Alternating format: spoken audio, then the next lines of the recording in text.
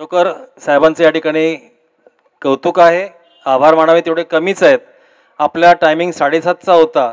आता त्यांनी मीटिंग 7:45ला सुरू केली आणि आता 10:30 व्हायला आलेले आहेत. जवळजवळ 2.5 तास या ठिकाणी ते आपल्याला मार्गदर्शन करत आहेत. टाळ्यांच्या गजरात त्यांचा आभार मानूया. आणि एवढंच काय, त्यांनी कालचा अनुभव सांगितला सचिन यांना की बाळा तू लवकर ये. काल मी घरातून 6 वाजता निघालो, ठाण्याला मला जायला 9 वाजले, ट्रॅफिक असतं म्हणून. तेव्हा आपले वर्धमान आणि सचिन आज लवकर गेले आणि साहेब 6:30लाच इथे आले. म्हणजे 6:30 ते 10:30 आता वाजलेले आहेत.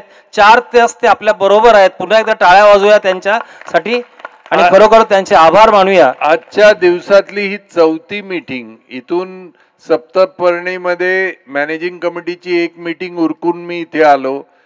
सकाळी एक मीटिंग आणि दुपारची एक मीटिंग, या 2 मीटिंगमध्ये 2-2 तास बोलावं लागलं. त्यानंतर सप्तपर्णीमध्ये एक अर्धा तास तिथे बोलत होतो.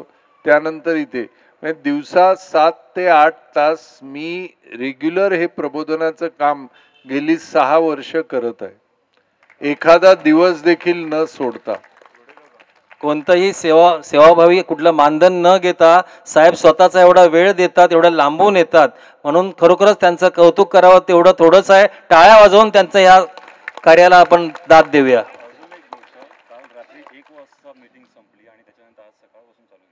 काल रात्री 1 वाजता मीटिंग संपली. घरी पोचताना 2:15-2:30 वाजले, कारण 9ला पोचलो. त्यानंतर हा जो प्रकार जो तुमच्या समोर झाला तो तिथे झाला. त्यानंतर प्रश्नोत्तर झाली आणि 1ला मीटिंग संपली. घरी येताना ठाण्याहून 2-2:15 वाजले. झोपेपर्यंत, आंघोळ करून झोपेपर्यंत, सकाळी परत 5:30-6ला उठून रोजच्या प्रमाणे कार्यक्रम चालू. मी मॉर्निंग वॉकला जातो समुद्र किनाऱ्यावर, तर लोक तिथे माझ्याबरोबर, मी हाफ पॅन्टमध्ये रनिंग करत असताना तिथे लोक येतात. तिथे बोलता बोलता आमचा 500 मीटरचा प्लॉट आहे, किती एरिया आम्हाला मिळणार, हे तिथे पण सकाळी भेटून पण सांगतात. त्यानंतर मी तिथून हे करून घरी परत येतो. त्यावेळेला बिल्डिंगच्या गेटच्या बाहेर लोक उभी असतात भेटण्यासाठी की जरा आमचं एक कागद बघा. तर असे दिवसभर मला लोक बिझी ठेवतात आणि मला त्याचा कुठेही कंटाळा येत नाही, कारण हे मी करायचं ठरवलेलं आहे. तर जितकं माझ्याच्याने करता येणं शक्य आहे. याच्यात फक्त जर तुम्हाला खरंच माझे आभार मानायचे असतील तर अशी बिल्डिंग इथे उभी करा की लोअर परेल स्टेशनवर उतरल्यावर लालबागचा राजा बघायला लाईनीत उभे राहून लोक जातात, तसे लोकांनी इथे बघायला यावं. या लोकांनी पहा बिल्डिंग अशी काहीतरी उभी करा. नाही तर नव्या मुंबईत इतक्या बिल्डिंगी झाल्या, फक्त कटिंग पेस्टिंग, कॉम्प्युटर मधून जगातले कुठले बिल्डिंगी घ्यायचे, त्याचं कटिंग पेस्टिंग करून हे करायचे. एका बिल्डिंगीलाही नव्या मुंबईला अवॉर्ड मिळालेला नाही.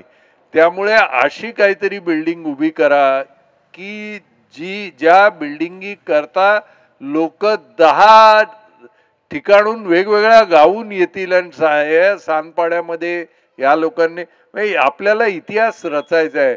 एरवी काय माणसं येतात, किड्या मुंग्याप्रमाणे जगतात आणि निघून जातात.